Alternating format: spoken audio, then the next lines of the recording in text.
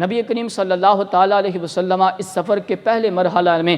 مسجد نبوی شریف سے مسجد اقصیٰ تک پہنچے۔ اب یہاں پر سوال یہ اٹھتا ہے کہ مکہ شریف سے مسجد اقصیٰ تک کا راستہ، وہ تیز رفتار گھوڑے کے اوپر بندہ بیٹھ کے سوار ہو کے جائے تو تقریباً 33 دن لگتے ہیں،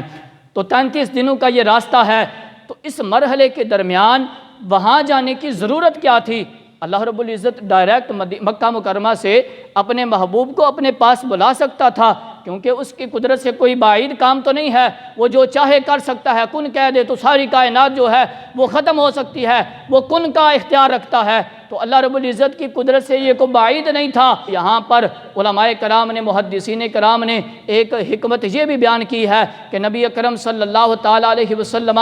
مسجد اقصیٰ تشریف لے گئے، اس لیے کہ خالق کائنات جل جلالہ کے ہزاروں پیغمبروں، نبیوں اور رسولوں کی خالق کائنات جل جلالہ کی بارگاہ میں یہ التجا تھی کہ یا اللہ، جنہیں تو نے امام المرسلین بنایا ہے، جنہیں تو نے ہمارا قائد اور رہبر بنایا ہے، جن پر تو نے نبوت کا دروازہ بند کر دیا ہے، ہماری بھی خواہش ہے، ہم چاہتے ہیں کہ ہم ان کی اقتداء میں نماز ادا کر لیں اور ہماری ان کے ساتھ ملاقات ہو جائے، ہم چاہتے ہیں کہ وہ تیرے دیدار کے لیے جا رہے ہیں، ہمیں ان کا دیدار نصیب ہو جائے۔ انبیاء اور رسولوں کو دکھانے کے لیے، انبیاء اور مرسلین کو اپنے محبوب کا دیدار کروانے کے لیے خالق کائنات جل جلالہ نے پہلے مسجد اقصیٰ کی طرف اپنے محبوب کو پہنچایا، جہاں انبیاء اور رسولوں کا عظیم اجتماع تھا، اور وہاں سے نبی کریم صلی اللہ تعالیٰ علیہ وسلم کو پھر اپنے پاس بلایا ہے۔ تو یہ نبیوں کی خواہش تھی، یہ ان کی التجا تھی اللہ رب العزت کی بارگاہ میں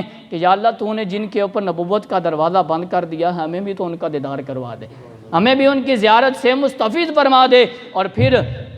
مسجد اقصیٰ بھی تو اس چیز کا انتظار کر رہی تھی، مسجد اقصیٰ بھی تو منتظر تھی۔ مسجد اقصیٰ کے ایک طرف مسجد حرام ہے، دوسری طرف مسجد نبوی شریف ہے، اور مسجد اقصیٰ جو میرے مصطفیٰ کریم علیہ السلام کا قبلہ رہی ہے، سرکار کے دل میں بھی چاہت تھی کہ میں اپنے قبلہ اول کی جو ہے وہ زیارت کروں اور اس کے اندر نماز پڑھوں، اور وہاں ایک مرتبہ خود بھی تشریف لے جاؤں۔ اور مسجد اقصیٰ کو بھی انتظار تھا کہ وہ محبوب جن کے انتظار کے لیے عرش عظیم بھی بے تاب ہے، وہ کب میرے اوپر تشریف لے کر آئیں گے۔ لہذا یہ شرافت اور نوازش مسجد اقصیٰ کے لیے بھی تھی کہ خالق کائنات جل جلالہ نے براہ راست اپنے حبیب کو آسمان کی طرف نہیں بلایا، بلکہ مسجد اقصیٰ کا جو مطالبہ تھا، اس کی جو چاہت تھی، اس کی محبت کا جو تقاضا تھا، خالق کائنات نے اس کو پورا کرنے کے لیے محبوب علیہ السلام کو پہلے مسجد اقصیٰ پہنچایا تھا۔